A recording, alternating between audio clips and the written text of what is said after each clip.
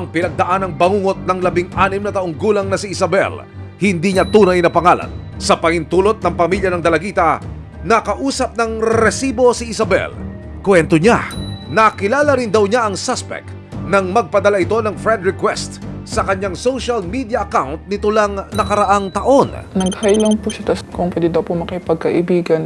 Pero ang pakikipagkaibigan sa kanya ng lalaki may masama na palang motibo.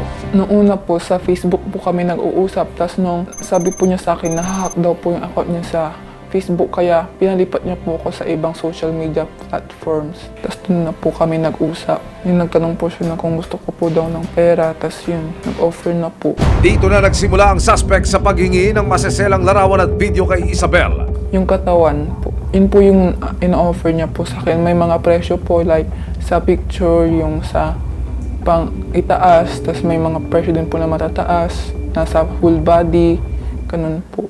At sa ilang pagkakataon na hindi raw nakasusunod agad si Isabel sa pinag-uutos sa kanya ng suspect.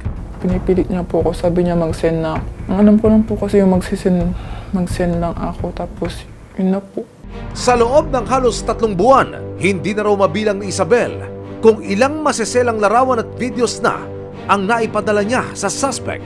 Natatakot po ako nun, pero sabi po niya na hindi niya daw po kakalat yun. Tapos hindi pa rin po nawala yung takot ko, pero naniwala pa rin ako.